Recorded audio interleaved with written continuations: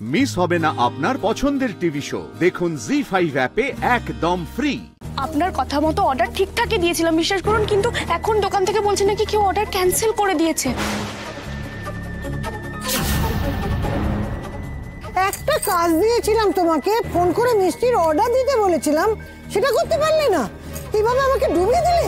না না ঠাম্মি, আমি একদম ঠিকঠাক অর্ডার দিয়েছিলাম। আমি বুঝতেই পারছি না কে ক্যান্সেল করলো।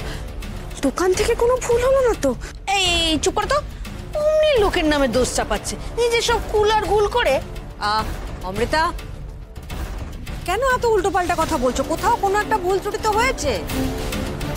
মধুবনী,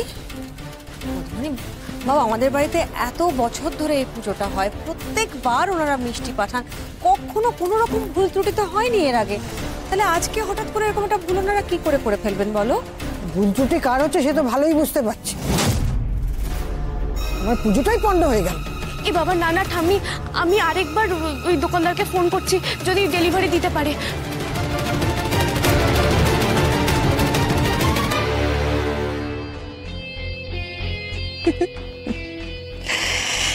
মধুবনীর লাইফে তো দেখছি কোনো কিছুই স্মুথলি হয় না।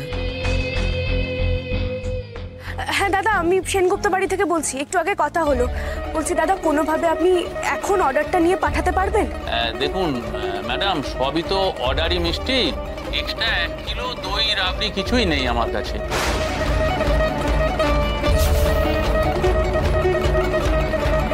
আমি বাড়িতে বানাবো মিষ্টি।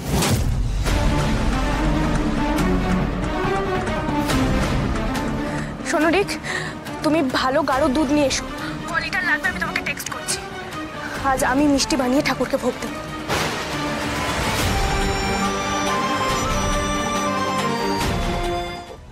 মধুবনী, এই যে দুধ। আচ্ছা, চা করবে, সাবধানে করবে, আর কিছু লাগলে আমাকে ডাকবে। ওকে, আমি ওদিকটা দেখছি। আগে দইটা পেতে নি, এটা সব থেকে বেশি সময় লাগবে। 5 কেজি দই কোনোদিন পেতেছো? আদৌ বাড়িতে দই কোনোদিন পেতেছো? যে করবে কে জানে বাবা। শোনো, এটা আমার রাধাকৃষ্ণের ভোগের রান্না, ছেলে খেলা নয়। ঠাম্মি, মিহিরটা সুগার, আমি ওর জন্য রোজ টক দই পাততাম। ও, তাহলে তো তুমি জানোই যে দই পাততে কতক্ষণ সময় লাগে। আজ আর দই জমবে না বাবা। আর একটু পরে পুজো শুরু হবে, এদিকে লিটার লিটার দুধ নিয়ে কি করছে কে জানে বাবা। চিন্তা করবেন না ঠাম্মি, এই গাঢ় দুধে দই তাড়াতাড়ি জমে যাবে ঠাম্মি। আর আমি কিছুটা দম্বল তুলে রেখেছিলাম পরিষ্কার পাত্রে, ওটা এটো নয়, ওটা দিয়ে হয়ে যাবে।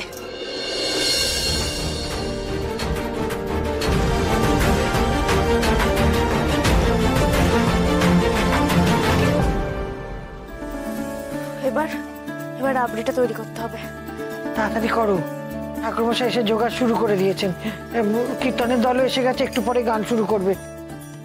নিজে যেমন দায়িত্ব নিয়েছো, তেমনি 8টার মধ্যে সব কাজ শেষ করতে হবে। কিন্তু ঠাকুরের পুজোয় কোনো ব্যাঘাত বা কোনো দেরি আমি কিন্তু সহ্য করবো না, এটা বলে দিলাম।